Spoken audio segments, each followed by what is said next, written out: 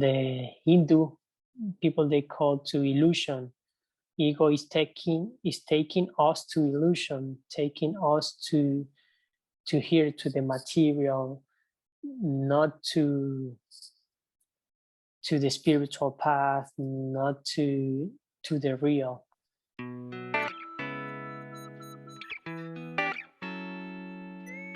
What's up, people? My name is Katie Friesen, and you're listening to Humans of the World podcast. This podcast gives you insights into humans' behavior.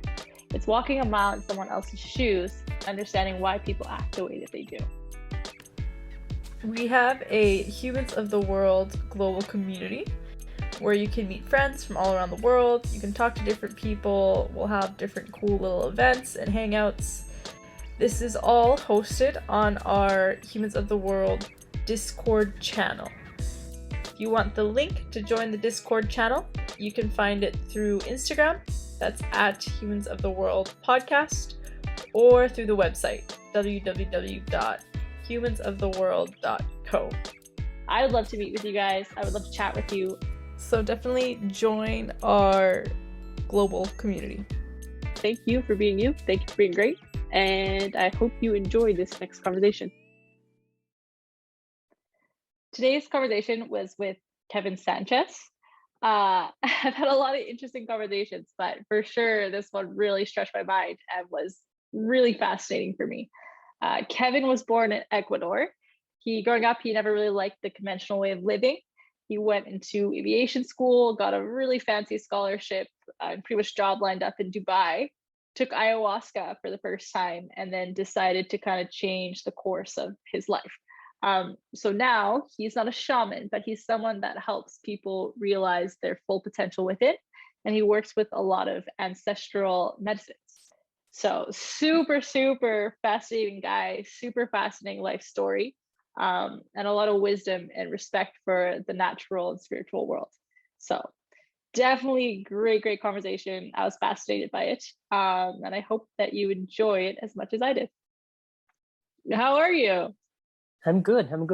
I just arrived like 30 minutes ago from the farm. We're living in a farm right now.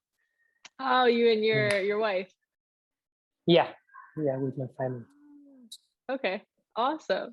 And where is your farm? Your farm's you're back in Ecuador, right? So your farm's in like the countryside, or? Yeah, Okay. It's 1 hour away from the city. Okay. Yeah, cool. Yeah. It's so cool seeing you in person because you and Edgar, your voices sound so similar. And you guys look very similar. So for me, it's so weird seeing like Edgar's brother, because I guess I've known Edgar for 4 years. So yeah, we look alike a lot.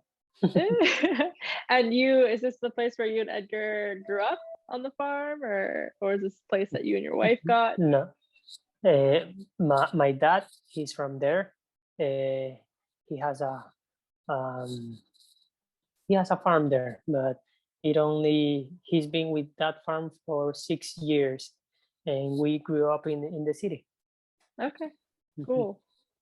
I just a little backstory for you. Like, yeah, I've been friends with Edgar, and I call Edgar like maybe my more spiritual friend. So he teaches me a lot about it, and he's told me a little bit about you. And so I've always just been curious to have a conversation with you.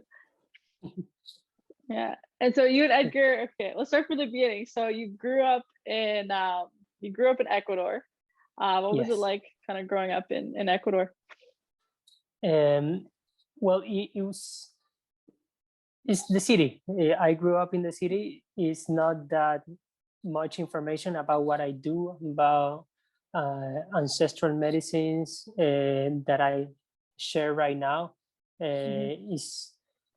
Is very, very normal, I think, our childhood, but we always had this connection with the nature, with Mother Nature, because my parents are from outside the city, and they grew up in a farm far away from this system.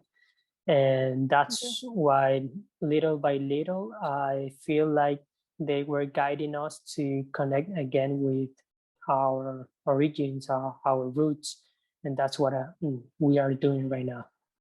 That's cool. And when did you, like, I guess when you were growing up in Ecuador,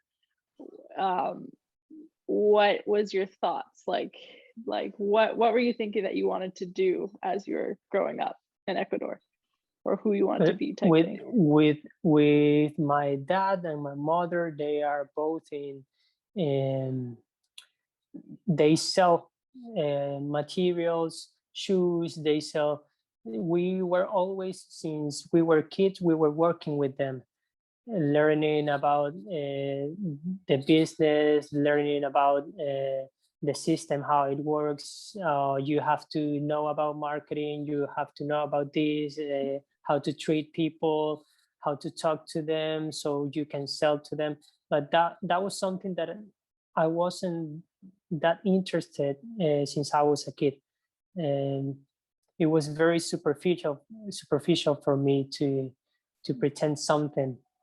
And what I like about those memories is that my father, he always used to, for example, he was doing some business with a person, he always used to do it not in front of us, because he knew that sometimes he had to lie and he didn't want to give us that example to us. So I like that. But and since we were kids, we learned about that, how to have a business, because of my mother and my dad. Yeah. So you never really thought that was kind of going to be your life path because you didn't like it. This is kind of what I'm understanding. And then, so what did you want to do if you knew you didn't really like business, more or less? I wanted to be me. I didn't want to follow some orders from other people. And that's why my family used to tell me that I didn't like authority at all. But we, even at school or with a police officer, I didn't like that, because I didn't want to pretend to be someone else, to do something that I really don't like it. And yeah.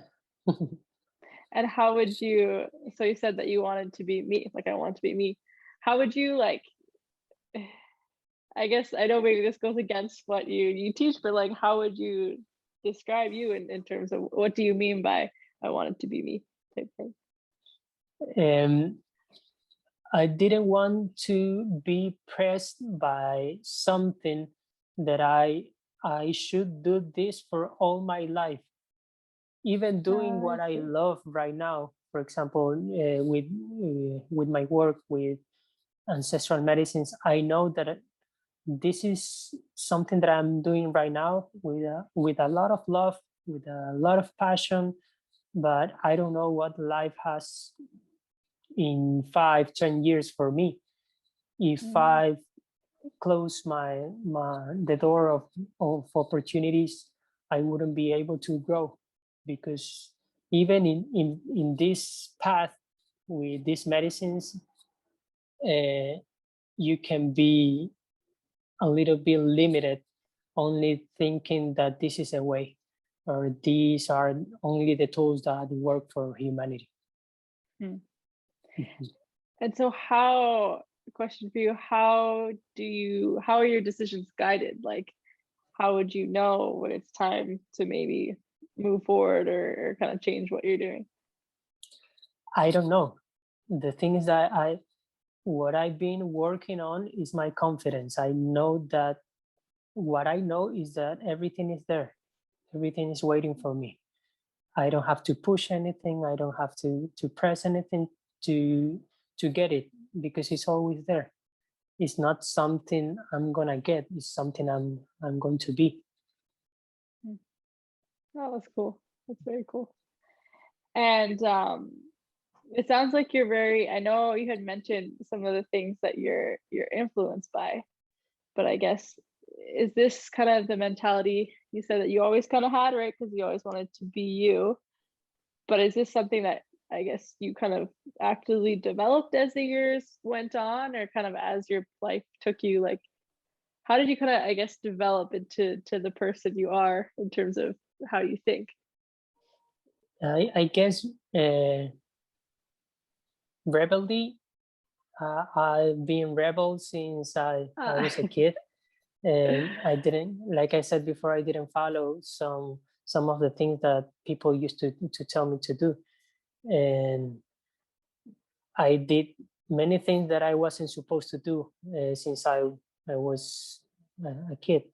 Like And what thing? for example, I like to talk about this because I like to show people that even if they have problems, we also have problems. We all have, but in a different situation. What taught me a lot about my path was my brothers, my two brothers, the oldest brothers. They they have been in a state of mind where they consume some drugs. They have been doing this for many years. And my parents used to tell me, look at them. You're not going to be like them. Don't do drugs. Don't do this. Don't take alcohol. Don't drink alcohol. Don't, don't go to these parties with these people because, they can be a negative influence in your life. But I did it. I did all those things that I wasn't supposed to do. And at the end, I'm not a drug addict. I'm not. I don't drink alcohol. I don't. But I wanted to experience that. I wanted to feel what they feel and why they want to be in that state of consciousness, because that's also a deep state of consciousness with those kinds of substances. And I did it. I did all those things, and those were guiding my path to that point where I found myself in a depression, in a deep depression, and that was the excuse to drink ayahuasca. And that was the first time I drank ayahuasca. And yep. Sorry, question, was ayahuasca the first psychedelic or drug that you had tried? No, before that, I used to take a lot of LSD, ketamine, ecstasy, cocaine, a lot of drugs, different kind of drugs I used to take, and trying one and another, experiencing with them. But that took me to like I said, that depression. And after that, I found myself with ayahuasca. Yeah. It's interesting to me. And I'm sure you'll I guess have some answers on this, but like you kind of said that those other drugs, let's say, took you to depression is the words that you used, and then ayahuasca, you found yourself. So to me, it's kind of, I guess, interesting. A, why do you say that those drugs took you to depression? And then B, how did ayahuasca help you get out of it or find because yourself? They show me what I'm not, and ayahuasca showed me what I am. And those with these medicines, even for example, LSD right now there in United States is a medicine, is treated like in a therapy. And with a therapist, you can take some LSD. Is very, very good, but you need a guide. You need someone to be guiding you if you don't have enough experience. That's why with those drugs I went to that part, the other part where I'm not. And ayahuasca took me to, from that illusion, it took me to the reality here and now. And since then I knew, oh, this is my path. Cool. Very cool. Before, I have 1,010,000,000 questions about ayahuasca, but before I hop into that, I don't know if you're willing to share, but when you were in, let's say, a kind of dark place, the depression, what was going on in your mind? What was happening?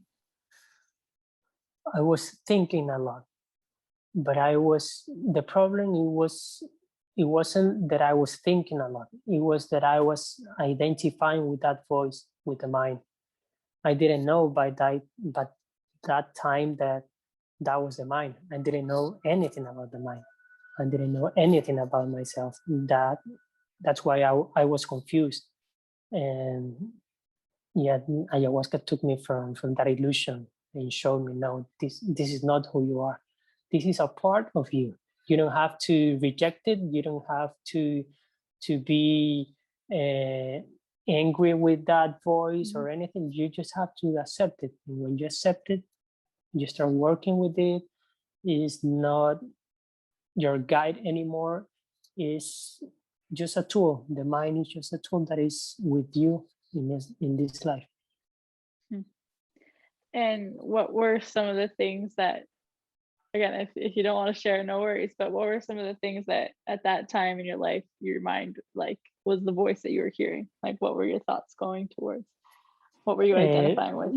What am I doing with this? Am I doing this just to make my family happy?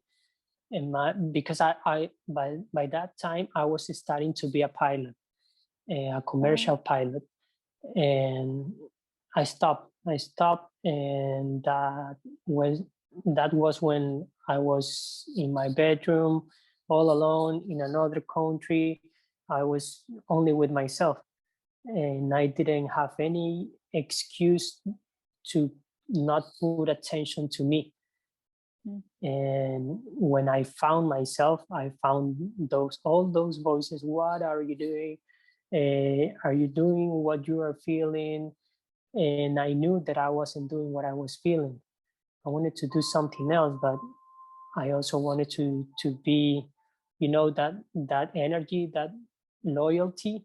I wanted to be loyal to my family because they are doing this for me, and I don't want them to be angry. I don't want them to be sad. All those kind of things. Interesting. And then ayahuasca just helped you accept those thoughts and then just realize they weren't you. Oh, okay. So, go for it. No, So tell me about ayahuasca. How come you decided to do ayahuasca? Well, that medicine, when I was 16 years old, we had a work to do for high school. And since I was a kid, the jungle always was calling me all the time. And when I was 16, I knew why it was ayahuasca. I wanted to experience that. By that time, I also had LSD. I also had many other drugs, and I wanted to experience that. And then when I was at college, I also did a research for ayahuasca, and it was something that was calling me, like, since I was a kid, I guess. And after that, I felt like, oh, this is what I have to do. When I was with depression, it was Wednesday, I remember, and I was with my phone on Facebook looking for some stuff, and a retreat appeared, a ayahuasca retreat. It was on Friday, the same week, and I did it. I went. I said, I want to do it. This is a time. I'm with depression. I don't know how to handle all this stuff. I think maybe ayahuasca can give me something. And that was the excuse, the depression. And also when I was in the ceremony, my intention was to understand my brothers, the older brothers that I mentioned, I wanted to understand them. Why are they doing what they are doing? Because at the same moment, I was doing the same. They were doing with drugs, but I was doing the same with a career that I didn't want to. I wanted to, yeah, I wanted to because, oh, it's a pilot. I'm gonna be a pilot. This is one of the best careers in this world. And I wanted to do something great about my life, but it wasn't my way. And explain a little bit more about the kind of whole experience. So there's the ceremony. What happened next? There are some people that they meet with the medicine in a point in their lives that is necessary. That what happened to me was that I had to do it because the medicine showed me. The first night I didn't connect at all. It was only painful. My body hurts a lot. My everything physical, very, very physical. The second night I didn't want to do it because I thought it was going to be the same as the first night. And the second night, the people that were guiding the ceremony, they told me, you can stay here. If you want to, you can drink ayahuasca, but if not, you can stay here and you still are gonna feel the energy of the medicine. So I did it. I stayed the second night. I only paid for 2 nights. The second one, I did connect. The medicine told me that I had to stay another night, but I didn't have the money to do it. But another person paid for 3 nights, but he only wanted to take 2 nights. That's it. And the other one, he was giving it away. So I got it. I got it for me. And then the third night, it was already paid by him. It was a gift. And there wasn't another person that could stay for the other night. It was only me. The other people had to work. The other people had to do a lot of things. I didn't have to do anything else. And I stayed. And at the third night, the medicine told me, you have to do something today. You're gonna know your path today. And during the ceremony, there was this woman. She already had 3 nights with ayahuasca. She didn't connect because she was resisting to the medicine. She was controlling it. And when I was with my eyes closed, the third night was beautiful, beautiful. It was a lot of love, a lot of love. And I closed my eyes and I heard her. She was screaming, saying, "Oh, this doesn't work, this and that." And I didn't know about her son or her husband. And I had this vision that her son and her husband were limiting her energy because they were consuming her. And I told that to that woman that night. And she started crying and crying and crying. And she connected after she cried, after what I told her, she connected with ayahuasca. And after that, the medicine told me, this is your path. This is what you have to do. You have to share medicine. And you have to start now. So after 1 week, I left the academy, the pilot academy. I left everything I was doing. I was living in Argentina. I didn't tell anything to my parents, to anyone, even to my brother. I didn't say anything. And I went from Argentina to Uruguay to live in a community. And in that community, I learned about 11 different medicines. And that's when everything started. Wow, that's super cool. That's super Wow, what an interesting story. And before I hop into the community in Uruguay, because I'm very excited about that, what do you mean when you say like connect? Like connect to the medicine versus the woman who was resisting it versus you're not connecting to it the first night? um, there are some resistance from the body and from the mind and from the emotions. They are all the same. They don't want you to leave that comfort zone. They don't want you to confront yourself with some energies that are hidden, that are unconscious. So during the process, what these energies do is that they send you some signals. For example, in the physical body, they send you, oh, I feel a headache, I feel my stomach, I feel my chest, pressure in my chest, I feel my back, I don't feel comfortable. So the mind stays here in this 3D, this this state of mind. It only stays here. It doesn't go, it doesn't connect because of those limitations, emotional, physical, and mental limitations. And when you connect is when you have the comprehensions, the understanding, the visions.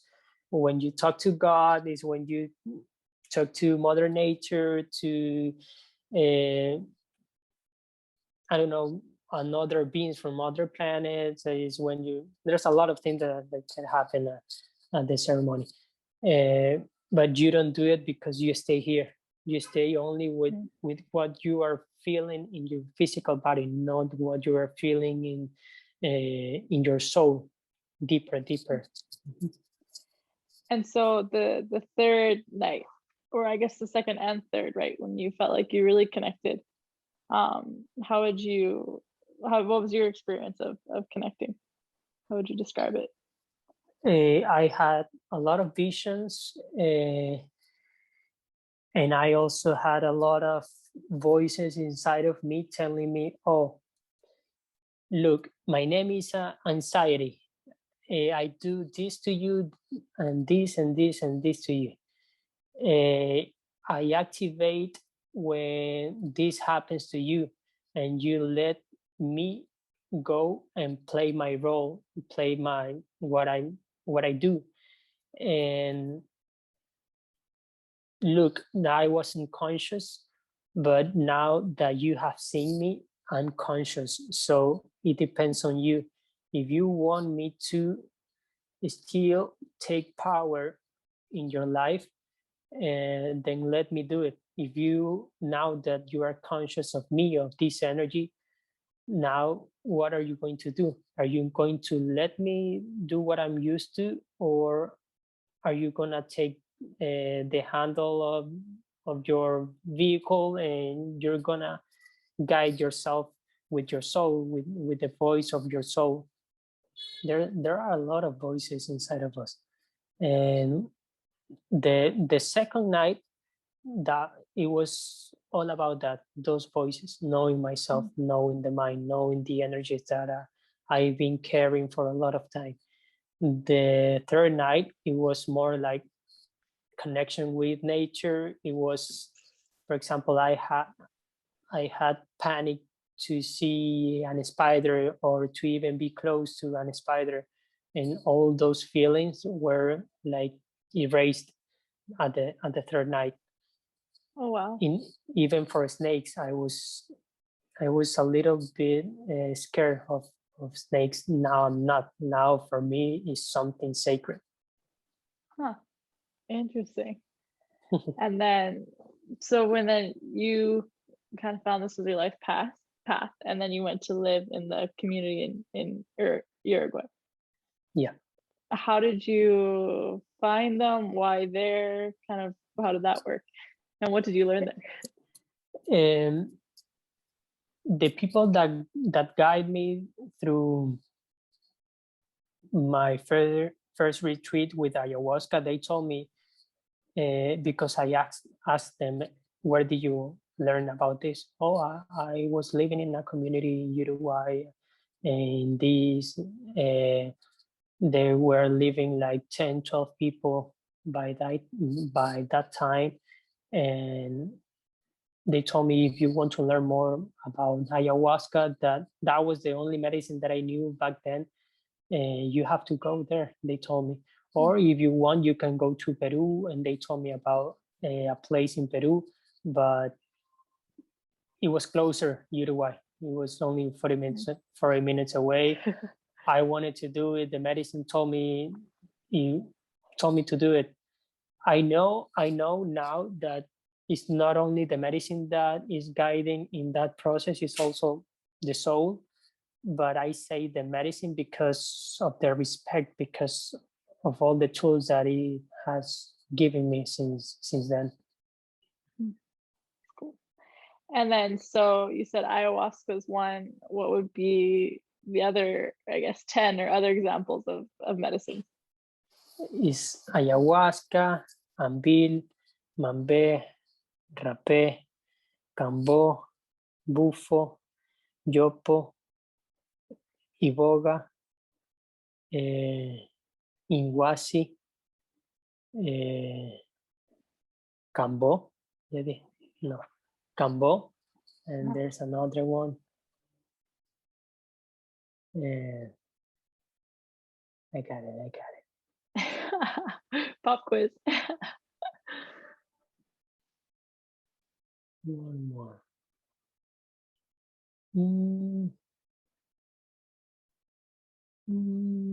Sananga. Tananga. Okay. Yeah, Sananga. Okay, quick question. This community, was it like an indigenous type community, or like this? It was No. just a normal community. They just knew a lot about ancestral medicines.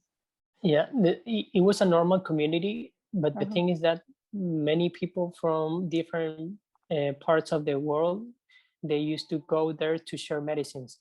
From Italy, from Spain, from Mexico, they used to go there to share medicine.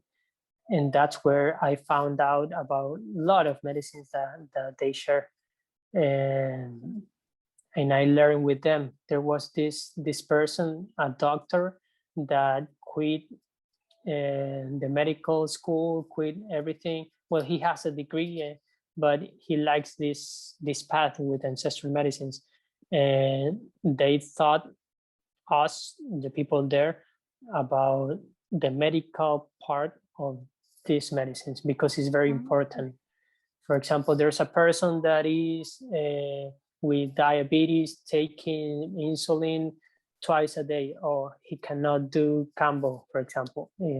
He has to stop with insulin for 4 days, and then that person can do Kambo. And we have both parts. The modern part, that is the medical, and the ancestral part, that is the chants, the moving of the energy, the cleansing of the energy with tobacco, palo santo, the instruments, how you play the instrument, when you have to play them, when you need silence, when you have to help that person to get rid of an energy, or when you have to just leave the person alone, and that person have to be in charge of cleansing themselves. Is both parts, the ancestral and the medical, the modern part. Oh, that's super, super cool. And then how, like, what do you do each, I would assume each of these different medicines kind of play a different role, or what kind of roles do they play? What do they do? How do you know what medicine someone should take? Like all those kind of things. It depends also on the intention or the purpose, why they want to do it. Let's say that a person now is conscious that in the stomach, let's say he has a problem, gastritis in the stomach, and he knows that it's emotional. then he should do Kambo to know that emotion and to get rid of it. For example, let's say that someone wants to break the mind and go deeper without control, without resistance of the mind. Oh, you should take Bufo Alvarius, because that with Bufo is very, very difficult to have control. You just have to let go. With Rapé is another medicine. It's a powder that goes in your nostrils. Oh, I have a headache, and I know because a lot of negative things that I'm thinking about, and I'm going around and around in those thoughts. You should do rapé so you can clean your mind and you can see with clarity. It depends. So always depends on the person and on the intention. I see. So if you were to guide someone, you would kind of listen to their intention, and then based on what they kind of need or want, that's what you would recommend, I guess, or guide them through. Yeah. What I do is, like you just said, I listen to them and then I say what I see, what they can do, because what I do is only suggestions. I don't tell people what to do, because that's about bad karma. You cannot tell people what to do. You can suggest something, but if they want to do it, great. If they don't want to do it, well, it's their decision. But if you tell them what to do and they don't do it, it's like a wall. They're not receiving your energy. There's no equilibrium. There's no when you give, you have to also receive. So the energy is flowing. But if you tell a person what to do and they don't do it, the energy is not going to flow. Oh, interesting. Super interesting. And then you said also with these medicines, like it's also important, like the chants, the silence, kind of the drums, all that kind of stuff. So there's like a process in terms of the way, I guess, every medicine is administered, or is that kind of separate? How does that all kind of play into effect? Yes, but with every person is different. Okay. For example, there's people that they don't like to do chants because they like silence, and they like to guide people through that silence. But it's not that they are not saying anything. It's just that inside of them, they are playing a different life in that person. For example, what I do is more external. Kinesthetic, I think is a name. I need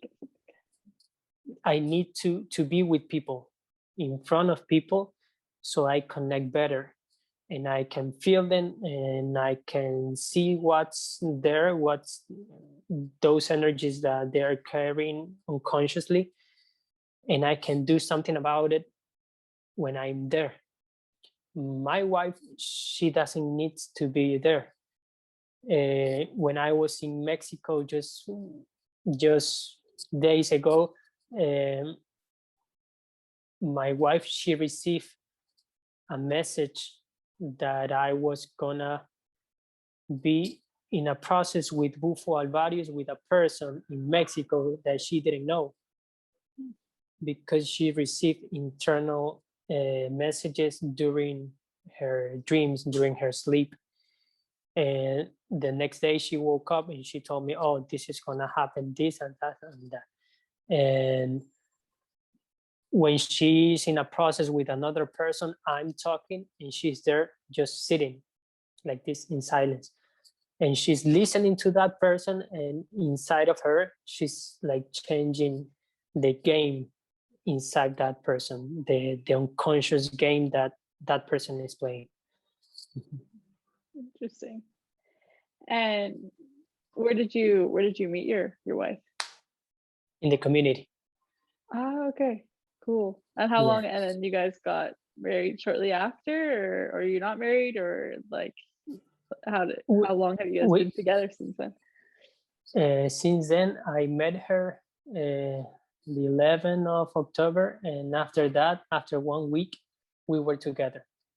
It was we already knew that it was like this. We knew each other from other lives. We also asked in the Akashic records about it, and they told us that yeah, we were in another life together, and we made a pact. And it's very interesting because of the connection that we have.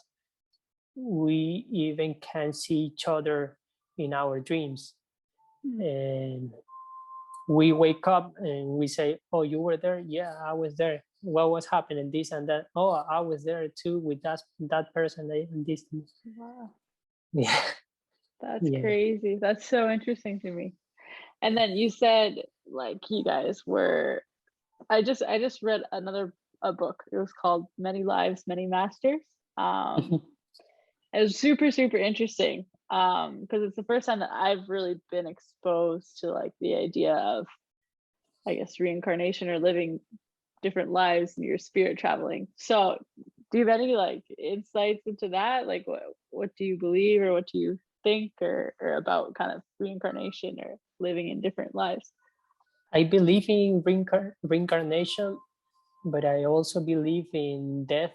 I also believe in transcending from this body. It's not that's a big question for me because I don't have anything specific, and I don't like to be specific. Like for example, when you told me about shaman, about calling me a shaman, it's not that I don't like that word. It's only that I know I'm more than a shaman. I cannot limit myself in just one word, because what I do is deeper, and it's not something that I say, oh, I'm better than a shaman. I'm better than, no, I know that I can do more, and I don't want just to be limited by a word. And I know you had mentioned to me, but I guess for anyone listening, how would you describe the duties of a shaman versus how you see yourself and what you do? Something that I just remember is that when I was in Colombia drinking ayahuasca, I was with a shaman, a woman, a medicine woman. Her name is Maria. And this woman told us before the ceremony that if we wanted to be clean, if we had an energy and we wanted someone else to clean it, we can tell her. And when I told her at one point that I had an energy on my back that I wanted to get rid of. It was just right here. And I saw her. I saw her soul coming out of her body and cleaning me and blowing my head, cleaning all that panema. That's the name of the energy that goes around your mind. Panema is like a cloud that doesn't let you see more, far away from the superficial. And I felt that energy of the shaman, and I said, wow, they have to clean that energy, clean that person, that body. And sometimes they go home with those energies, and they have to do a deep job to get all those things that are not part of that person out of their physical body. And I do that but I respect them a lot because they put everything they have, everything. It's very different when you feel that love of that person taking those energies away from you because they are taking your life. And I remember that because I knew by that time that I didn't want to do that because it's very hard. I do it now a little, not that much because of the amount of people that am used to attend. I have to be clean. I have to be with force. I cannot be weak, and that's why they do it. It's very, very hard to clean a person. Imagine a person, an alcoholic for, I don't know, 20, 30 years, carrying all those years with that energy growing and growing and growing, and then a shaman has to take it away from that person. It's something dark that they do. Those energies are very dense, and I don't like to work in that with those energies. When I see some of those energies in a person, I try to put it in another person to say, sorry, I cannot do this job. I'm gonna recommend you to another person that does that work, that dense work with those energies. Okay. And so how would you describe what you do for everyone? I'm just there with the people while I share the medicine. I'm just there guiding, but I'm just there. When I'm in the process with some people, for example, in Kambo is a detox, a physical, mental, and emotional detox. Sometimes they refuse to accept that energy that they are feeling. What I do is I absorb that energy and I vomit it. Even if I don't have medicine on me, I vomit that energy. And that's me there just channeling an energy. Or when I'm guiding, I know that I'm not guiding. Is something great, something bigger than me that is doing the work. But I have to let myself do it. If I resist it, I become part of that illusion. Interesting. Kambo, you said? What was the medicine you mentioned? Yeah, Kambo. Is that the medicine? Edgar had mentioned something just at the start of COVID, but he said that you had come back and given like Edgar, Manny, and a couple of the other friends. Was that the medicine that they took? Yeah. Okay, interesting. Yeah, he was telling me a little bit about it. I heard a little bit about the history of Kambo from Edgar, but do you mind like kind of explaining the history of that medicine? Yeah. Well, this medicine, what the tribes, the indigenous people say is that when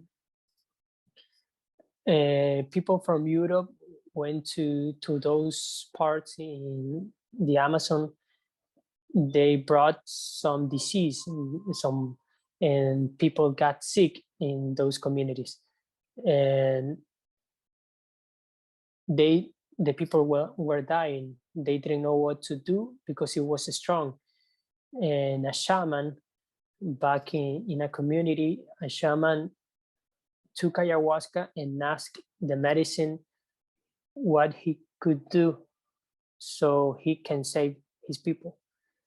The medicine guide him to the frog, to the Kambo, and told him about all the process, how to get the medicine, how to extract the medicine, how to put it in, how to apply it in the persons, by dots, little burns that you do on your skin, and then you put the dots there, the medicine, and the skin is going to start to absorb all the medicines in just seconds, maybe 15 to 20 seconds. It's very fast.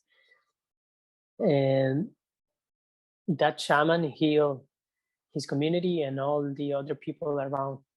He saved his community.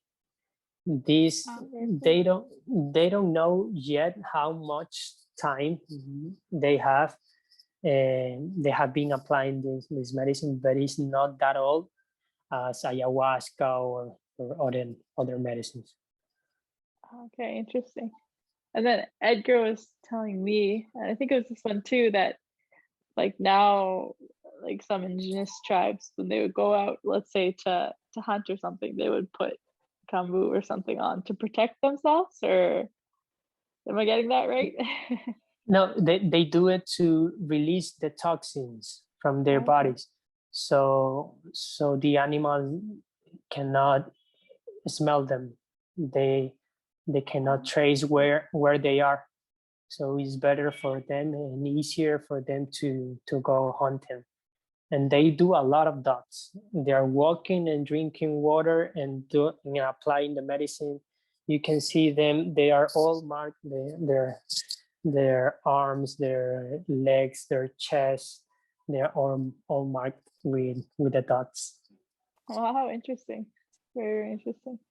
And then what's the history behind ayahuasca? Like, how did ayahuasca come to be?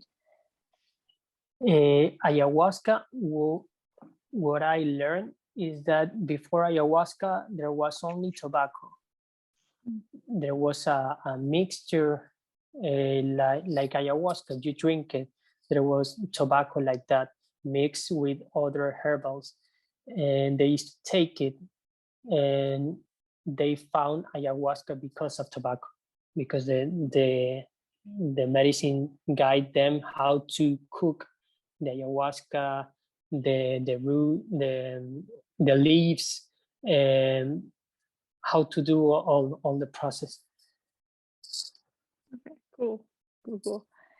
And then for you, like how do people find you, or how do you guide people? Like how does this whole thing work?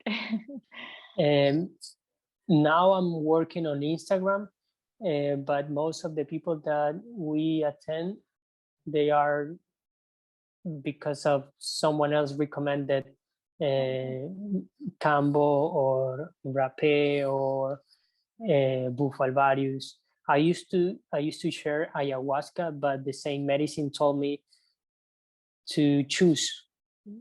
The last time I did ayahuasca, the medicine told me you have to choose between me. I can guide you, I can show you the way, I can show you how to do it, and you can go deeper with me and heal more people. Or you can choose Kambo and Bufo, and these two medicines are very good with your energy. You know more about them than you know about me. And it told me to choose, or I can do ayahuasca, but only ayahuasca and rapé and sananga, but without sharing Kambo and Bufo. And I chose those, Kambo and Bufo. Because they went better with your energies. That's yeah, why? I flow better with them. Okay. Wow, that's super, super cool. And then your wife, does she, I guess, specialize in some medicines, or what exactly does she do? She's, well, right now, because of the baby, all her energy is with her. So she's not working, but still she received messages of the people that I'm gonna attend. Oh, interesting. Very, very interesting. And so like you're very conscious and very spiritual. I guess when you come back to, or I guess when you're interacting with, like, especially like Western, I don't know how much you're in the United States or in North America or in cities, like what kind of do you feel or think when you about the people or something in cities all the time, less connected to spirituality and nature? And it used to be hard for me because of judgment. Is the for me is the principal energy that takes away your energy, your vital energy, when you go to the city. Because when you judge, you compare.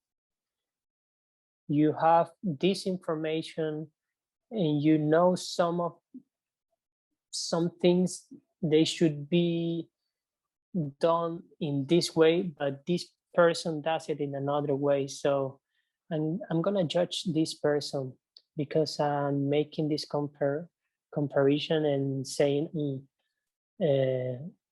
this is not good. It's good how I think it is. And when I got that energy, unconscious judgment, I said to myself, oh, I'm judging a lot. And not being myself. It's not that that the city has a very bad energy, very low vibration. It's not that. It could be that the cities are always gonna be like that, but who am I to judge? If I can change myself, if I can do something about it, it's just for me. It's just my perspective. It's just my life. City is always gonna be the city. I cannot do anything about it. Interesting. And talk a little bit more about vibrations. I have my friend, one of my closest friends, she's from Guatemala, and her and her mom talk a lot about vibrations, but I want to hear kind of how you describe them, define them. What do you mean when you say vibrations? Vibration for me is coherence. For example, if you feel like drinking alcohol has a low vibration. If you know that drinking alcohol is not good for you, for your energy, for your body, for your emotions, for your thoughts, and you still do it, you're gonna let yourself go in that state of mind unconsciously.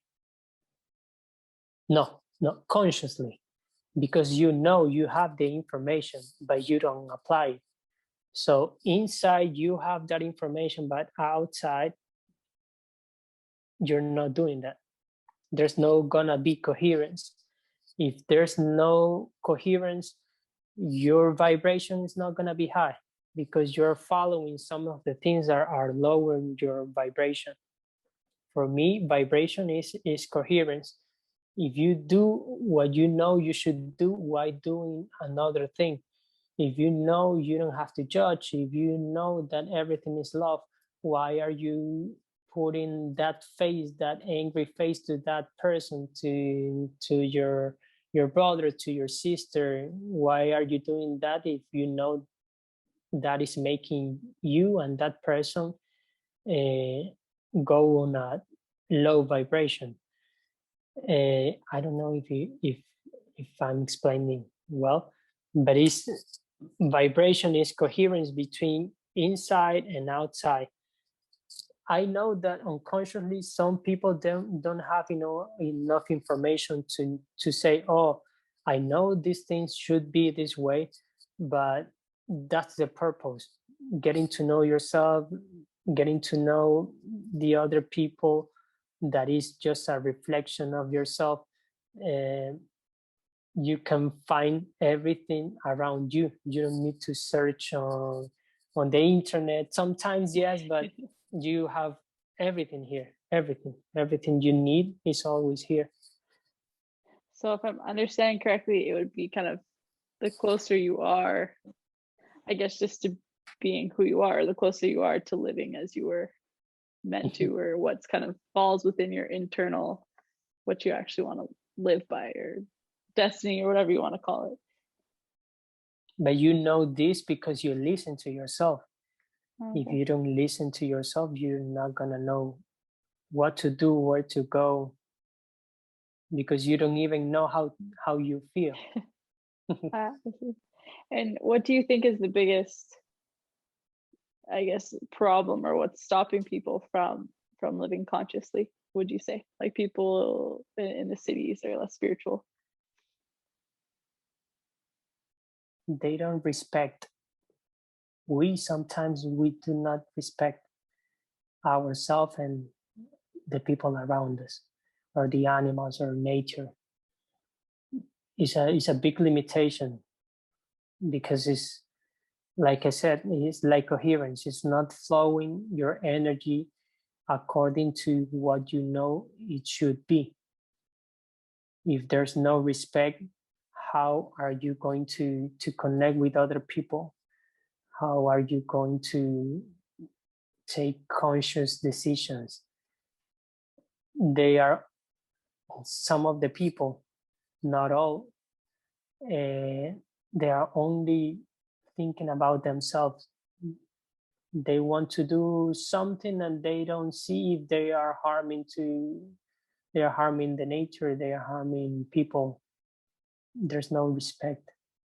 They are losing respect every day, every single day. But it's not something negative. What I say to people is that this is happening.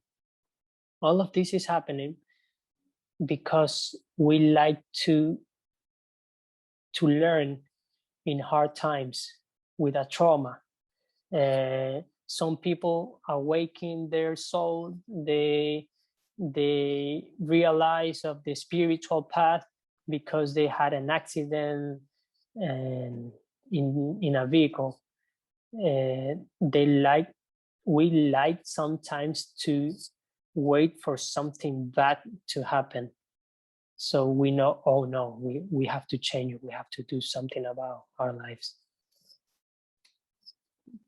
Interesting. And so, like, I guess, why do you think that people are moving away from respect? Kind of what you're saying in terms of, so things get so bad, so potentially everyone's going to wake up type thing? Or like, why do you think we're kind of more and more disrespecting the world, other people, spirits, all that kind of thing? This is a good question. Thank you for it, because I've been trying to put a name to this, like for 2 years. I knew something was going to happen. I didn't know it was the pandemic, but I knew something that big was going to happen, so the people can realize in the quarantine, they can realize where they are, what are they doing. This is a great example, the pandemic.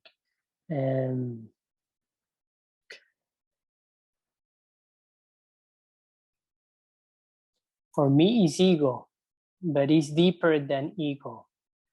Ego is taking a big place in this world, and when there's no respect, there's ego, because you're only thinking about yourself. You're only thinking about your interest, and we are sometimes feeding that energy, that ego, and that is taking us to Maya. Maya is called to the Hindu people, they call to illusion. Ego is taking us to illusion, taking us to here, to the material, not to the spiritual path, not to the real. See, not just only here. What would you say, I know obviously the community in Uruguay, but what would you say has kind of influenced how you view the world? Like you mentioned Hinduism, you mentioned, I guess, Buddhism. Yeah, so kind of curious, like what, if you'd follow, like, is it kind of the ancient Mayans, Aztecs, or kind of a combination of everything? A big influence for me was and is my wife. And she has 4 more years in this path than me. And she, for example, sometimes when I'm expressing myself, when I'm talking, she only looks at me to see who is talking. If I'm the one who's really talking, or if there's, or if there's a mask or a personality that is talking, if I'm pretending or if I'm being myself. And she has been like I told my brother once, like a reality show. She's like a camera that I always have, so I cannot pretend. So I know that someone is recording me and someone is like testing me, proving that I can be better all the time. And it's this example I give to many people, so they can see themselves as someone beside them there is recording with a camera, so they can act right, they can be themselves, like I said before, and stop pretending. And how would you suggest for people to dissolve their ego or kind of become more aware of what's pushing them, or what's masking their actual selves? Start listening to the voices inside, because sometimes we think that only we have one voice, but we have many voices. And this, I want to explain it with an experience that I had with a medicine called Yopo. When I took Yopo, people told me before doing that ceremony that I was gonna find myself and the things that I'm not, like those masks or personalities that we pretend to be. And first, when I started with that medicine, there was a light, a big light at the, like in front of me, a big light. And I knew that was me, that was my soul, my vital energy, that was everything that I am. But I heard a voice saying, "Is that really you?" That was the voice of the doubt. And then another voice, because when that voice appeared, the light moved in front of me a little bit far away from me. And then another voice came to me and told me, "Oh no, because of the voice of the doubt, you make it go away. You made that light go away." And after that, that voice, it went far more away, but I still saw that light. And then another voice, the voice of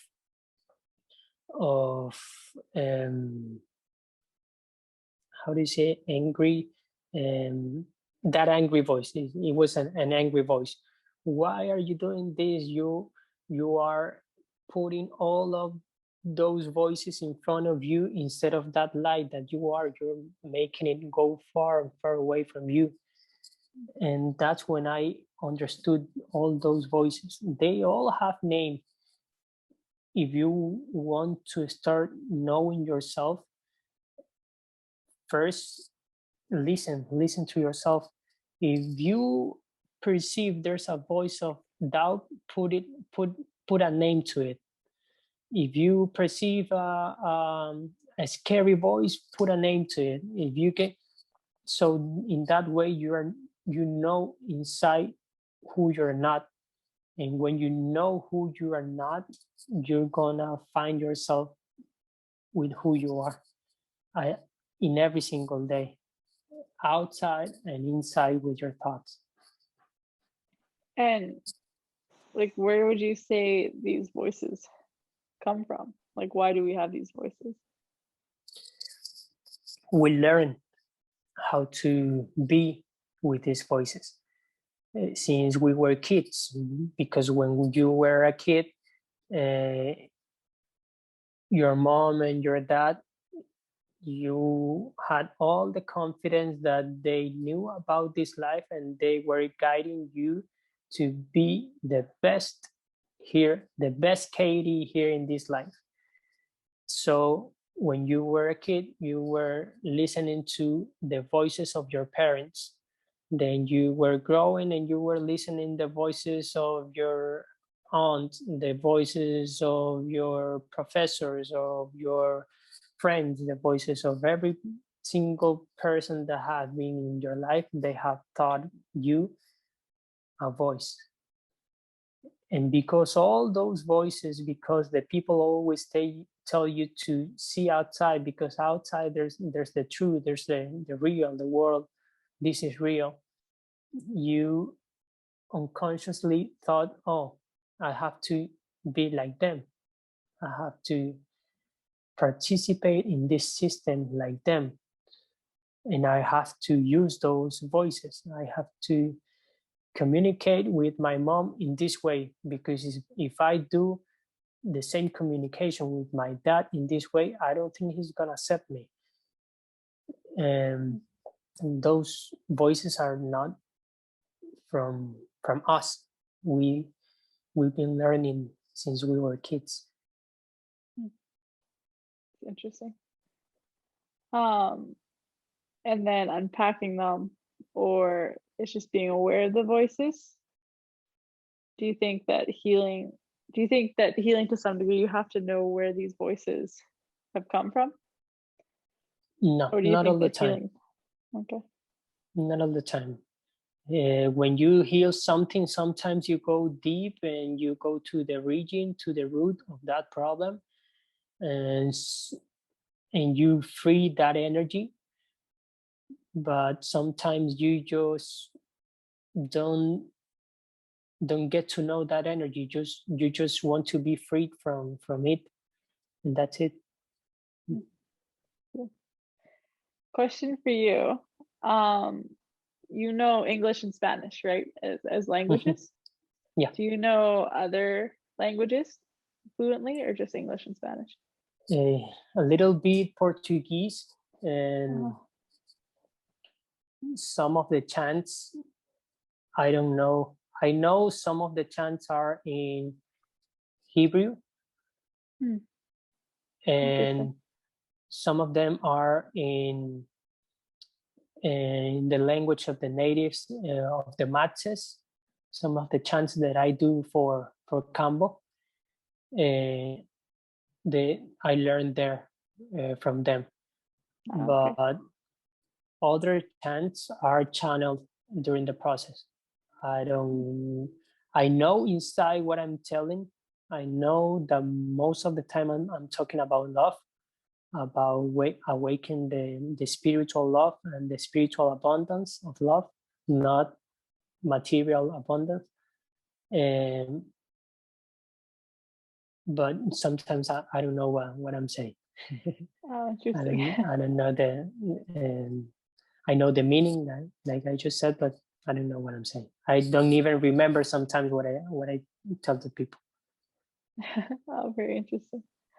Because I'm curious, because I'd be curious to know if, kind of through your, I guess, studies of the ancestral medicines, if one language kind of pops up more than other. Like you had mentioned the Hindu word for Maya, right?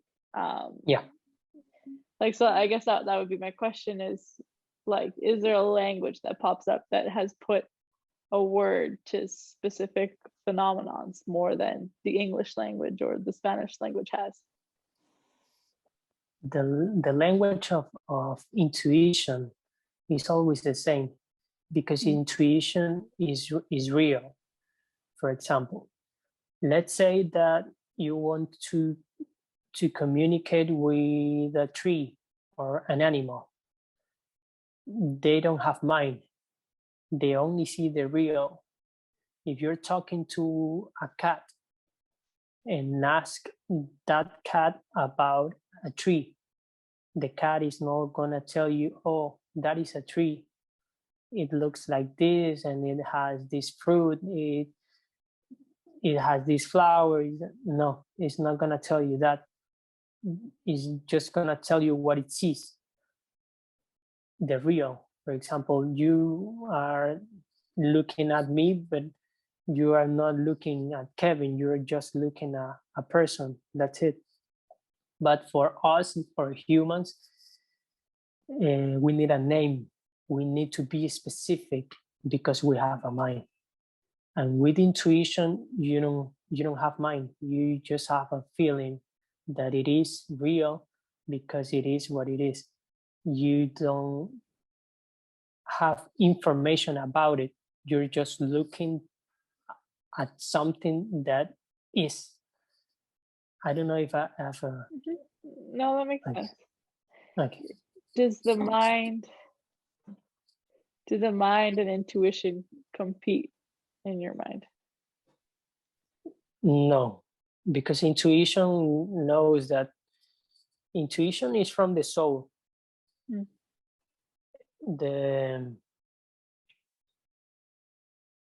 They don't compete because they are one. They cannot compete. If they are competing, if because you are still working inside yourself, you are still understanding both of those energies like something separate, but there's no competition. What would you say, like, what are we as humans? Like, what are we? What would you say?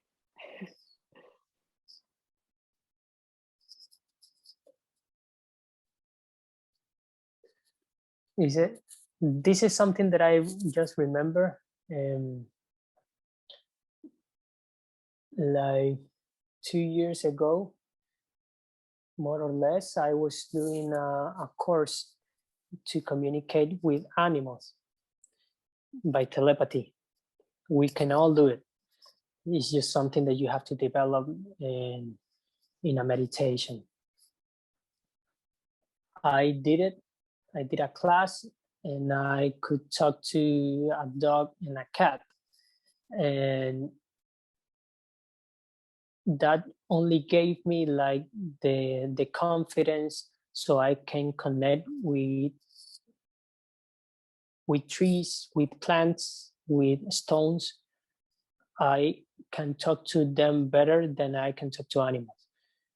And when I had this class, I was at the farm sharing bufo, sharing some medicine, and I took for myself, I took like 10 minutes. And I stood up in front of a big tree. This tree, I didn't know the name.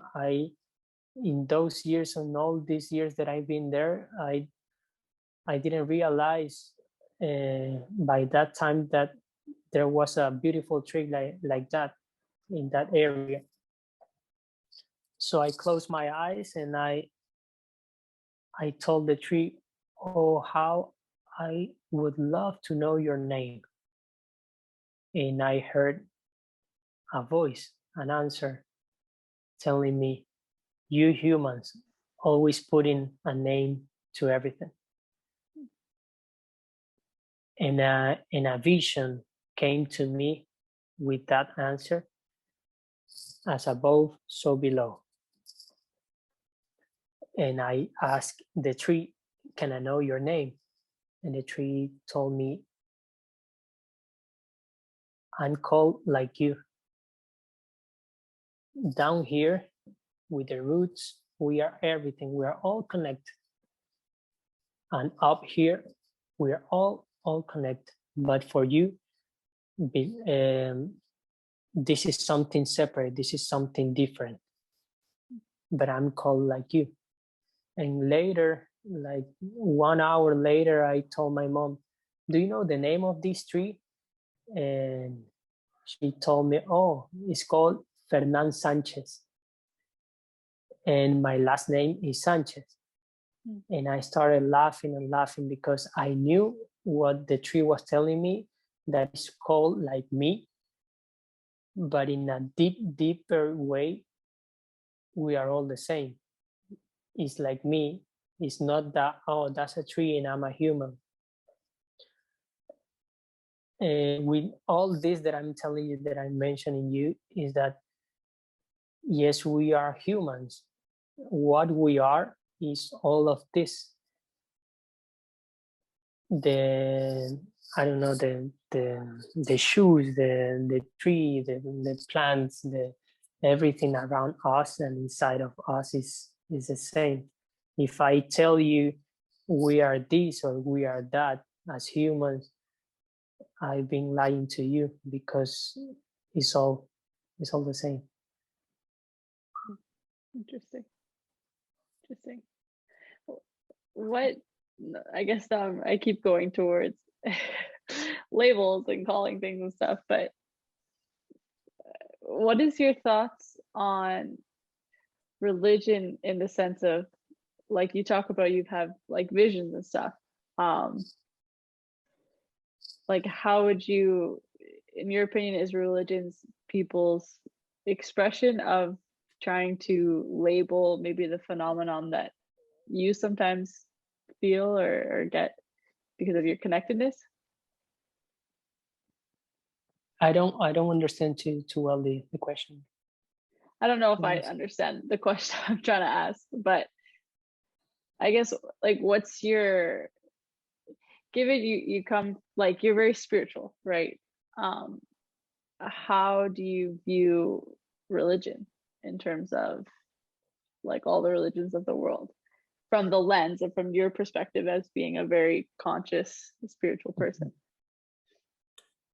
For me, it's a very good tool, the religion, because of my experience also with my mom and my dad. They are very Catholic, and I know some things because of religion, but it's just one step in the stairway to heaven.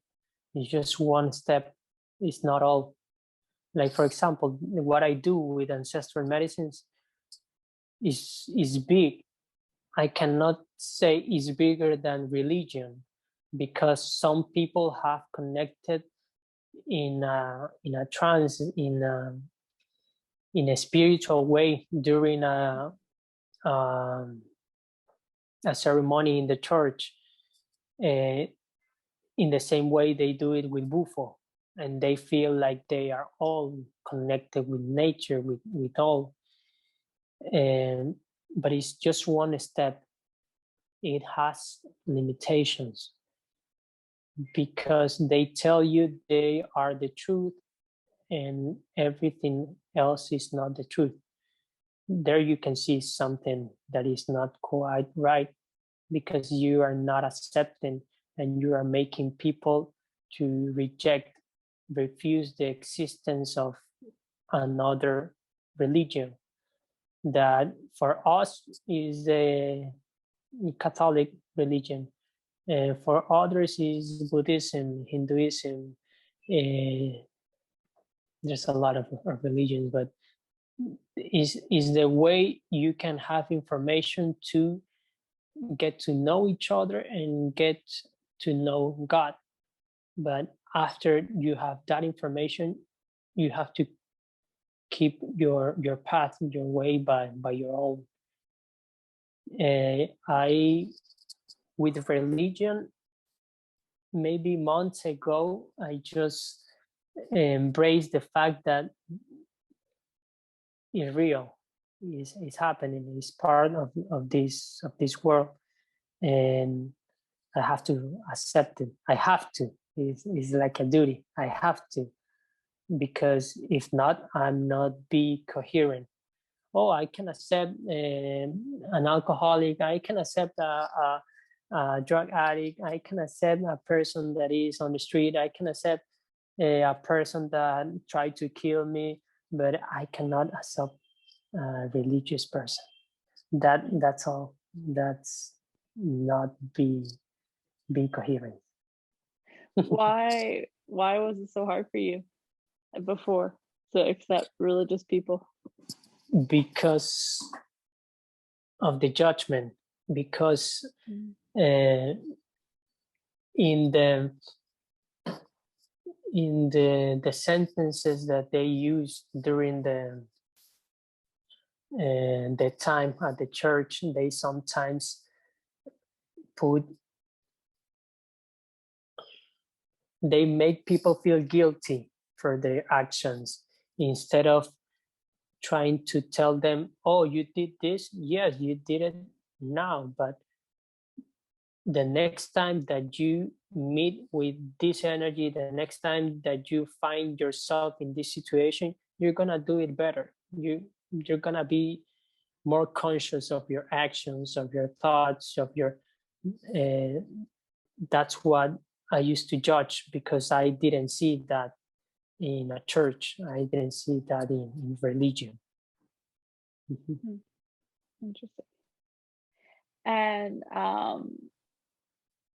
so the other kind of thing that I wanted to ask you about is like the choice that you made to live the life that you wanted to versus maybe a choice of security or the conventional.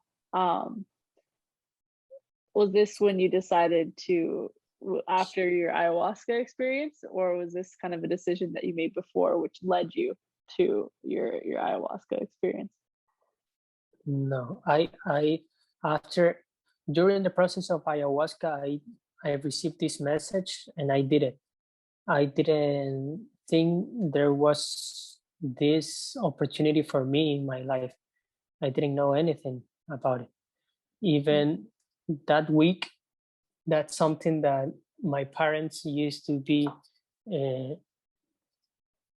My parents used to be very sad about it, because I had the opportunity to go to Dubai to study with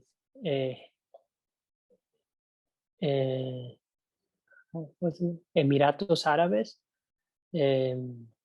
It's a company. It's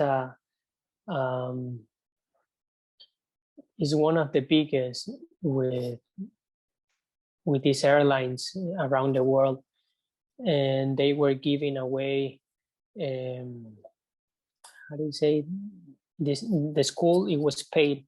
The academy, all the career was paid, and I applied and you could apply from everywhere around the world, and they only choose like 500 people, around 250,000 people, and they chose me in the same week that I had the message, the realization that that wasn't my path anymore.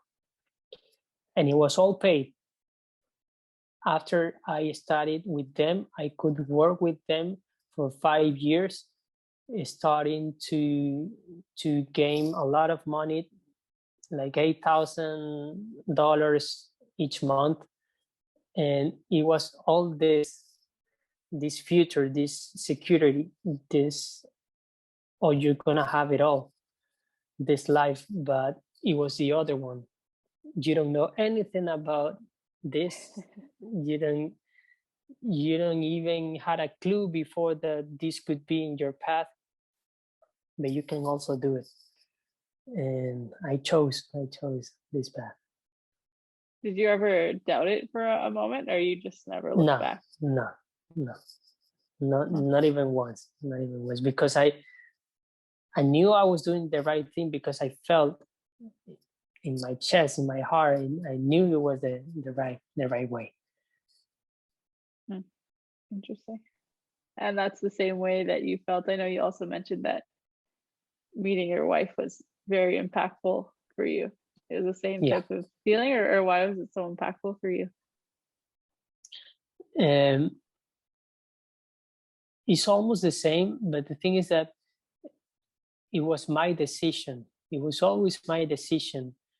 Everything I was creating since I was born to that point of my life, it was all my decision.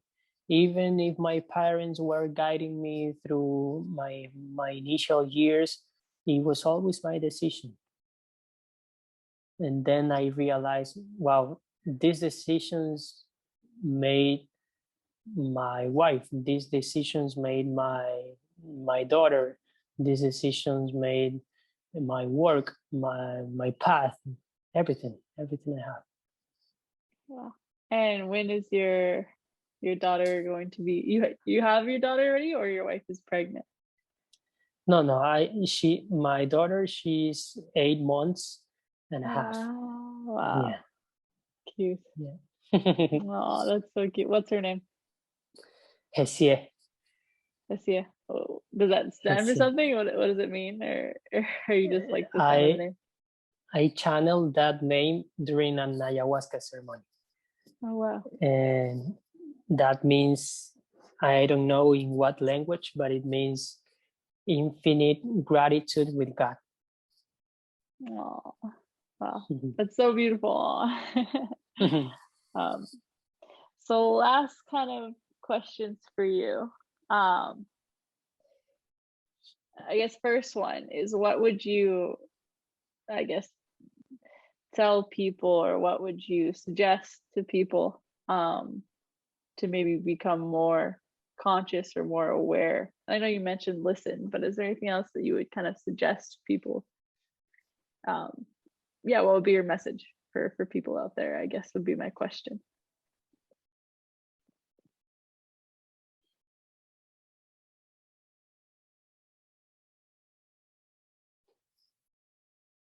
Stop following path. Stop following orders that other people tell you to do. Sometimes you can do it. For example, let's say that you know a friend of yours, a very good friend that does yoga. That's an excellent exercise, an excellent practice, because in that way you are finding yourself. But if you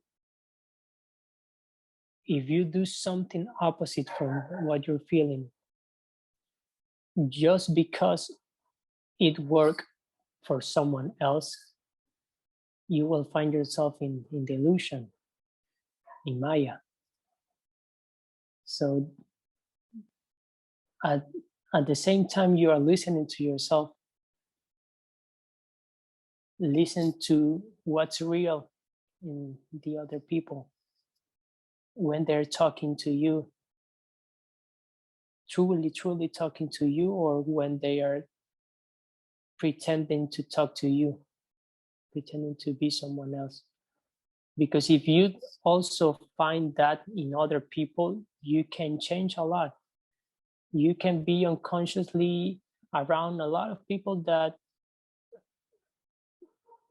have been causing you to stay in that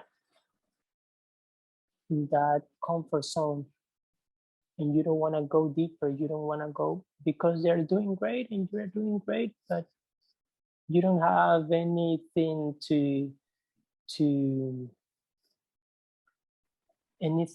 take you out of that comfort zone, because they're all right, they are all good, they're all living in the illusion, and they're taking you to that way, to that path. Listen to yourself, listen to others, listen to nature, listen to the clouds. Even if you think they have no sound, listen to the sky, listen to water, listen, just listen. everything is always there. Like I said before, everything is always there for you to take the opportunity and see and feel and connect. Is always there. You've been creating everything around you since you were a kid. Why not taking the opportunity to, oh, I realize now that this is a world that I created. I'm gonna listen to myself now so I can see, oh, this is mine and this is not mine. This is who I am, and this is just a mask that I'm using, just a personality that I'm pretending to be. Pretty good message. And then last question, for you on a personal level, like what would you define as a successful life? I don't believe in successful. For me, being successful is like being dead. And what is successful? Who is successful? How can you become successful? If you think that there's this place, this thing that you will do that would make you successful, then you are in the illusion. You are in Maya. Because we already are. It's not something you are going to become, is you now. Like death, I don't believe in death because it doesn't exist. It's not that you only going to exist in this 3D world. There's more. We weren't born. We're not going to die. This is another step in the stairway to heaven. Well, thank you. Thank you for talking to me. Super, super interesting, your story and kind of, yeah, getting a glimpse into your world. So I appreciate your time, and it was awesome talking to you. Thanks to you too, Katie. Thanks to, well, I don't know, the people that is going to see this or listen to this. I hope you're find a good message here or some information that will get you to that clarity that you want. And thank you for this opportunity. It's a blessing for me and for all the people that are going to listen to this. Oh, well, thank you. Bye. You, have a good day, Kevin. Bye-bye. Bye. And that concludes my conversation with Kevin Sanchez. If you want to find him or find more about what he does, check out his Instagram. That's at Kambo City Detox. That's at KAMBOCITODETOX. So be sure to check it out. Really, really cool, interesting stuff. Be sure to check out the website, www.humansoftheworld.co, and follow us on Instagram. That's at Humans of the World Podcast. There, make sure you join our Humans of the World global community hosted on our Discord channel. And join some other cool people from around the world. So, with nothing more, I hope you have a fantastic day.